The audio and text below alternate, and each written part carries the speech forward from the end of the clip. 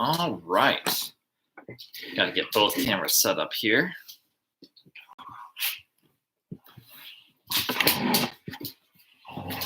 All right, I should be live now, both on Facebook here and YouTube over here, making sure that as many people are able to watch this and make it available to people as possible. And you may have seen my video that I did just a few minutes ago on Facebook. I did mean to get on live a little while ago, but because I was at Martin's, and with their social distancing orders and just the way they're doing different things, the line that they had was quite long, quite exaggerated, all the way back around, all the way down the produce section, not the produce, like the dairy section, and then wrapped around the back of the store. Quite a long line there, not an enjoyable thing to stand in. So it took me about 40 minutes longer to get out of Martin's than I was expecting, but finally was able to, and now I've been able to go ahead and answer some of the questions that were submitted. If you have questions that you would like to submit, feel free to go ahead and just type on here, and remember, you can ask any question. All right, just a second, got to get after my dogs. Hey! Dad's trying to make a show. Kids these days, I'll tell you what.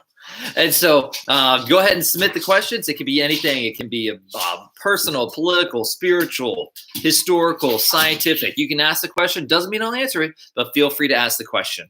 And so we'll go ahead. And again, if I look like I'm looking in two different directions because I have one camera here, another one here. So I'm trying to switch back and forth, make sure everybody gets involved with what's going on here.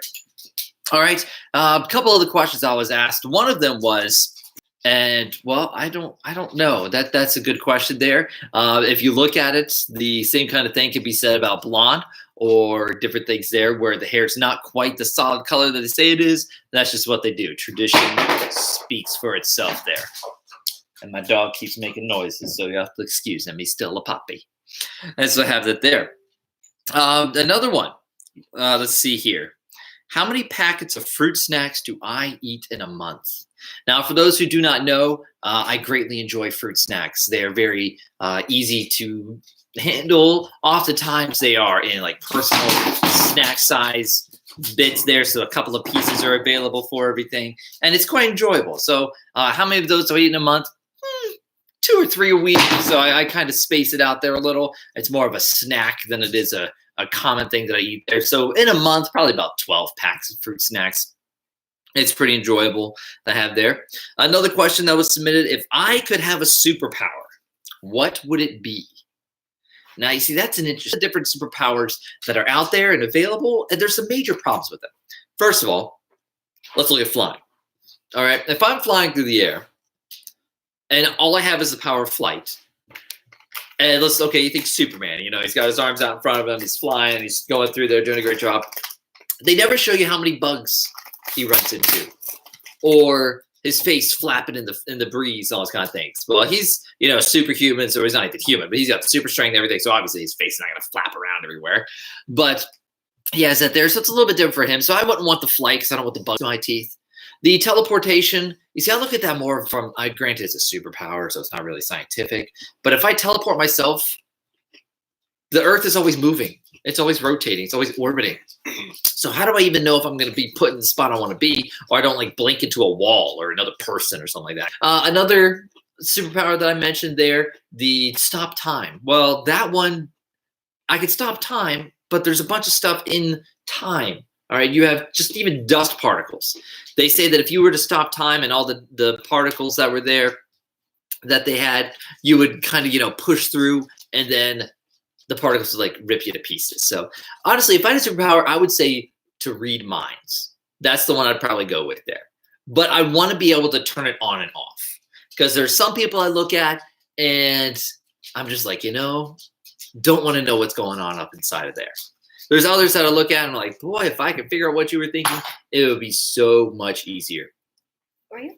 Oh, thank you. Mm-hmm. Now, somebody commented, said that he knows that I eat more than 2 to 3 fruit snack packs a day.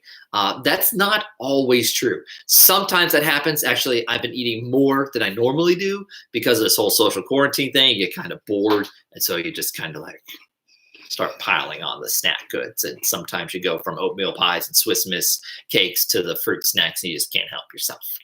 Let's see. Another one that was submitted, live in the most. And this is one that I wouldn't be considered a historian, but as a lover of history, I've thought about this one a massive amount.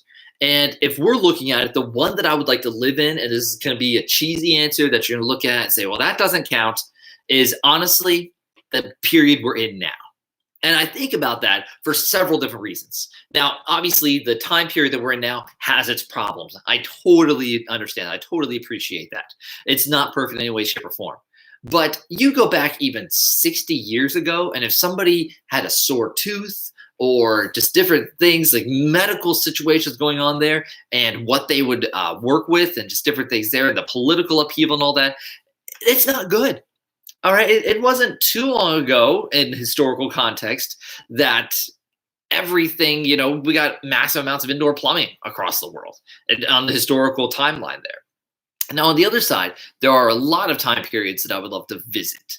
Go there, spend a day, a week, a few months, something like that. I would love it. I think it would be awesome. Ancient Persia, I would love to check out and see what that was like. Greece, before and after their golden age, even during it. Just different periods there. Civil War, America, France in its heyday during the medieval time period there. Egypt, while they're building the pyramids, all these things. I'd love to visit them. But as a whole, I don't look at it, say that I would like to live in any one besides the one I'm in now. It's just because of the availability and the convenience of medical care, of food, of different things there, and even technology. I would not do that. Now, if I had to pick one to live in, like if they looked at it and say, well, you can't pick the one where we're living now, you have to pick one, I would probably go with colonial America. I would like to do Revolutionary War, but even the French and Indian War would be fascinating, that time period there. But the colonial America, anytime between, say, 1660 to 1800, I think I would look at there. That whole time period there especially would just be fascinating to me. This next one I really liked was one that's kind of a little more thought-provoking. And what it's asking is, let me see, make sure I get the wording properly. Let's see here. When you and Mrs. Rogers have a disagreement, what do you do? What do you do when there is a disagreement between my wife and I? And honestly, it depends on what the disagreement is about. There are a lot of things that I look at, and I like the phrase that's hills I'm going to die on. Meaning these are things that I will not back down from. And in my relationship with my wife, there are not very many of those that I look at and say, this is how it is. This is where the way it's going to be. Very few of those things exist in our relationship. I am usually pretty, the fancy word, amicable, to work with her on different things, get her opinion, get her understanding, do what she enjoys doing. I'm totally fine with that. But if we find something where she's done something that I just didn't appreciate, or I do something she doesn't appreciate, how do we resolve that? What do we do? How do we figure that out and work together with that? And really, it goes by a situation by situation thing. Like, it depends on what's taking place there, what's happening. If it's something silly, something minor, then usually we can just ignore it. But if it's something that I feel that we need to talk about and discuss, because if we don't, it's just going to sit under the surface and fester, then I'll bring it up, say we need to talk about this, we need to work it out. But ultimately, in a Christian relationship with my wife, it's my responsibility as the man, as the leader, to make sure that I'm leading properly. And I try to do that as best I can, and just look at the biblical approaches of how to handle not just confrontations with my wife, but with any situation that comes up. And another question that came through is, what are my opinions on virtual reality headsets? I find it hilarious that when I was growing up, my parents would tell me, or other adults would tell kids, don't sit too close to the TV, because if you do, you'll go blind, or it's bad for your eyesight. And now they are purposely going and marketing headsets where the screen is this far away from your face. All right, so It's amazing. Technology changes how everything goes through and the cycles of it all and just the opinions that change. But virtual reality headsets, honestly, I don't have much experience with them. And so that's one of the topics I look at and say, I don't know because I haven't messed with them. I think it's really cool. I think it's awesome. I can't wait till the technology advances a little ways there. Part of me, though, does get a little nervous when I look at it in kind of a humorous way. Because if you've ever seen the Pixar movie WALL-E, where all the humans are sitting with their virtual reality headsets right in front of them. They're all fat and bloated and everything. I could see society moving towards that to a certain extent. But again, I don't have a lot of personal experience with the virtual reality headsets just because I haven't. Not that I have anything against them at all. I just haven't done anything with them yet. Don't see a problem with them. I think they're fascinating. Like any technology, I'm sure there are problems or things that we don't know about yet with them. But again, it's just something I don't know a lot about, but I think it's a pretty cool technology, pretty cool use of the technology that we do have today. And once we get full virtual reality video games or full immersion, what's it called? Videos, movies, and productions like that, it'll be a whole new ball game for those type of things. All right, so a little bit of shorter one today. Don't forget to submit your questions that you may have. You can message me directly some way there, or even comment on one of these videos on Facebook here or YouTube over here.